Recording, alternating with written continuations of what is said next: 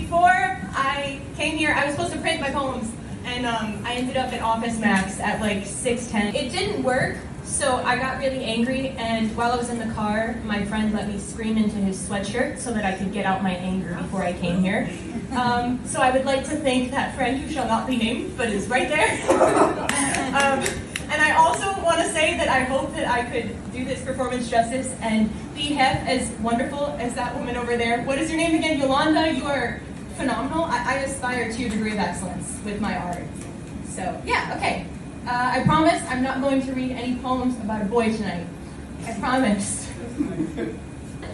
I wrote this like 2 days ago, and so one of my resolutions for this year was to write 100 poems. I'm on like 60 something right now, and I'm gonna get there. And I love when other people give me poetry ideas, so if any of y'all have an idea of something you want me to write, come up to me at the end, because I love that. Sometimes I get sick of writing poems that are my own thoughts. Sometimes I love writing poems from other people's point of view. So this one, I was on the way home from karate. The other lady who was in the passenger seat is just like, hey Nicole, there's this like homeless dude in my backyard once, and I felt like really weird about it. Like, what do I do about this? And she just went off.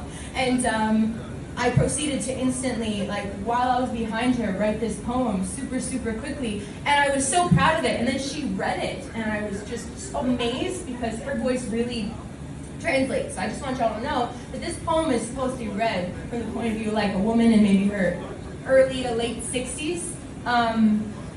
Yeah, I'm really proud of it. I hope you like it. I want y'all to know that somebody else inspired this. It's called Am I Entitled?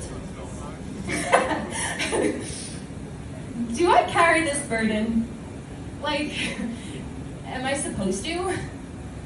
Cognitive dissonance. The contrast between my energy and my obligation. Indignation. Inadvertently directed at the homeless man on my lawn, flinging his pre-chewed, pre-masticated cigarette butts on my petunias. Uprooting my garden. The ladder of my life is contingent on the greenery, but it's not the fruits I covet. It takes years of care before a tree will bear a fig.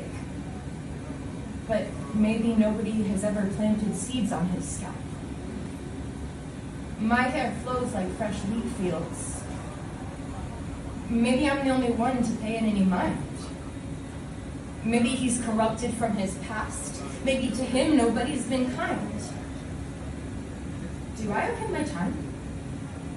Do I owe him my time? Should I pay him any mind? Should I pay him any mind?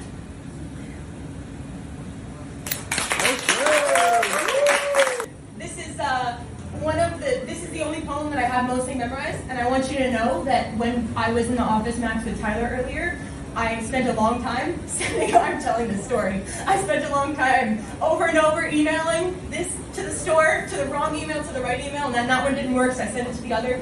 And then a total of 2 of my poems printed, and one of them was this one, and this one I have memorized. So I ripped it out of anger after I screamed into Tyler's sweatshirt. Okay, so this one's called Swept Into the Air. This is, I lied when I said none of these poems were about boys. This is the one. I release you into the wind. In this game, there's an end. Only if conclusion reached its natural cause. And it has been easy to begin.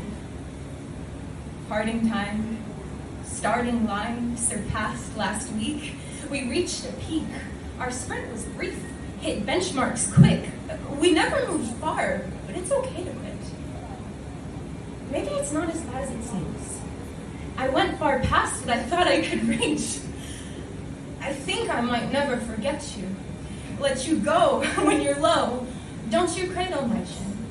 And as for me, just know that I'll be flying in the wind.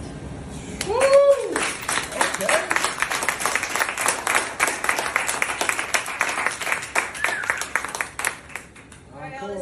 What's up? Oh, encore. You want me to read the same exact poem Yes, again? 3 more times. Yeah. I'm gonna read it 5 just for you, bro. Thank you. Just for you.